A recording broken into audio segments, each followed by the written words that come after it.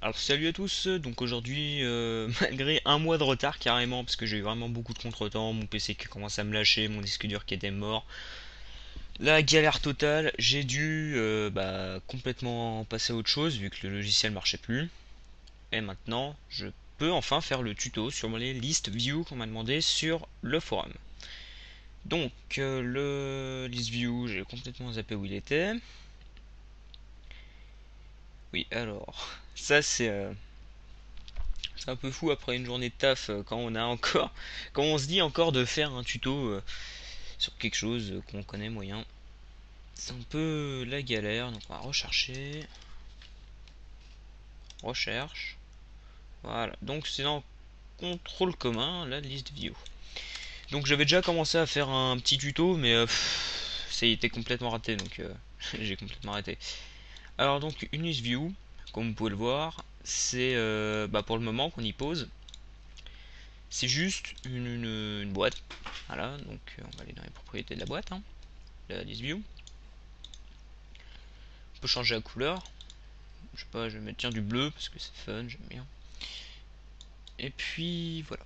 Donc, activation, on peut mettre standard, un clic, deux clics, ou on to, hein. De toute façon, c'est pas. Voilà, donc comme vous pouvez le voir là, cette activation indique le type d'action requis par l'utilisateur pour activer un élément.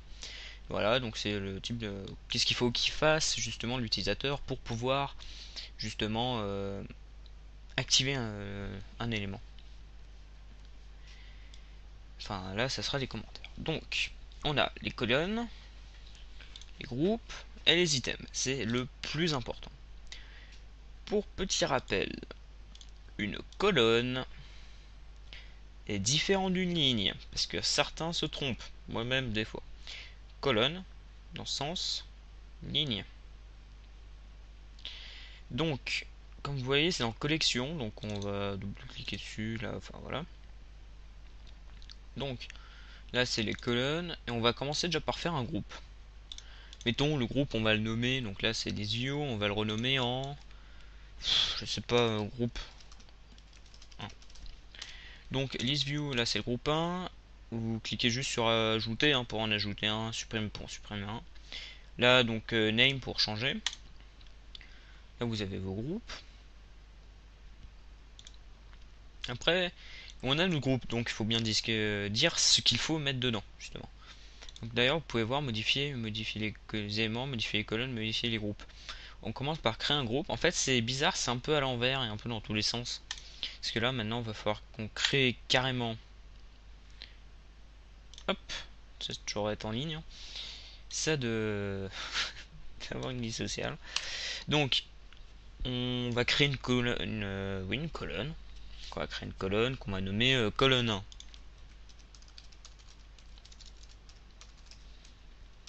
Comme ça, c'est fait. Voilà, donc la colonne 1. Et maintenant, on va tout simplement mettre quelque chose, un item. Donc quelque chose à mettre dedans, hein, de toute façon. Alors, donc on va nommer, regardez, donc là il y a défaut.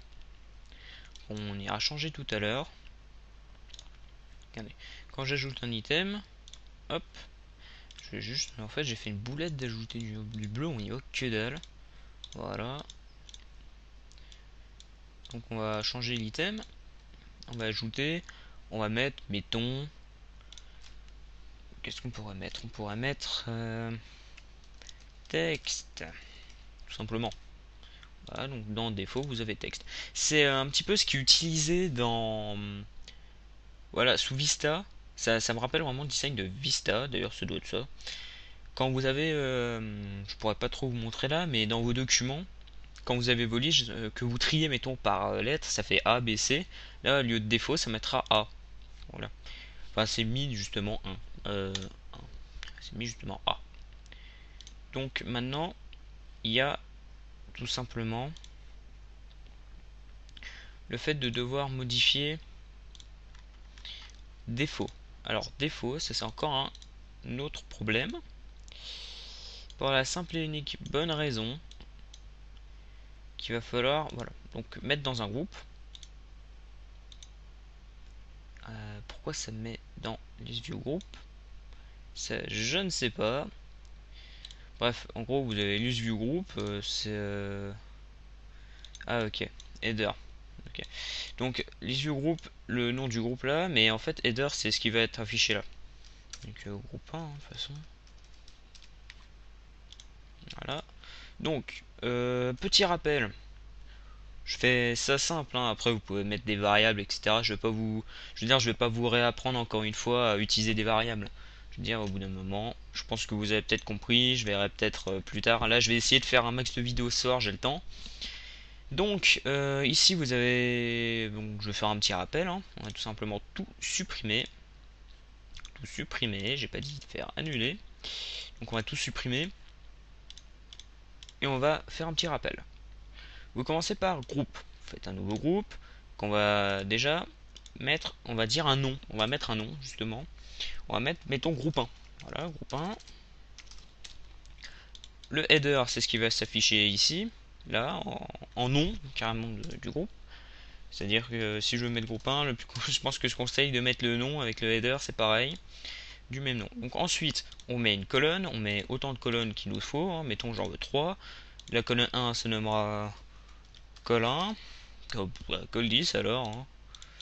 L'autre sera col 25 et l'autre col 45. Col 45. Voilà, comme ça j'ai 3 colonnes, et maintenant on modifie les éléments, on ajoute quelque chose. Voilà, défaut, ça sera... Donc, petite info juste pour justement les éléments. Vous devez choisir dans le groupe 1. Ici, c'est pour l'image que vous allez mettre, etc., etc. De toute façon, comme je vous dis, ça c'est, faut pas non plus trop chercher à comprendre. Donc là, vous avez le texte. Moi, j'explique juste comment mettre les textes, hein, de toute façon. Après, vous verrez vous-même. Vous verrez vous-même. Moi, j'explique vite fait comment ça marche. Mettons texte 1. Voilà, groupe 1, texte 1. Après, vous avez aussi ajouté, on peut en ajouter une autre. Toujours dans le groupe 1, parce que j'aime bien groupe 1. Voilà. J'ai perdu le nom des colonnes. Bref, en gros, vous avez ça. Voilà, défaut, texte 1. Vous ajoutez un groupe. Hop. Groupe 2. Même s'il y a un E à groupe, c'est pas grave.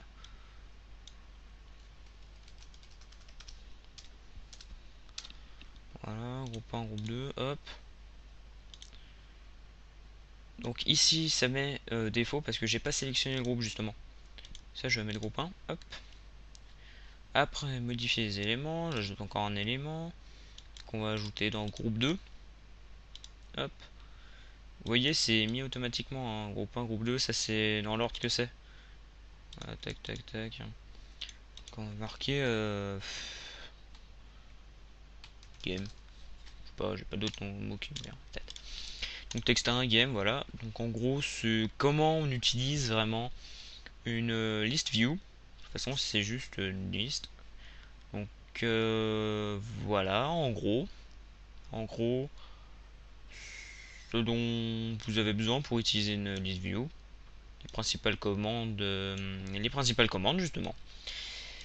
Donc voilà, sur ce, en espérant que ça vous ait aidé, et encore désolé parce qu'un mois d'absence, ou même plus d'ailleurs, à faire des vidéos tuto, ça craint un peu. Quand vous voyez que je fais des vidéos de Modern Warfare à côté, ça craint encore plus, mais bon après, j'ai pas toujours le temps vraiment de faire ce que je veux, et voilà. Donc en espérant que ça vous ait aidé.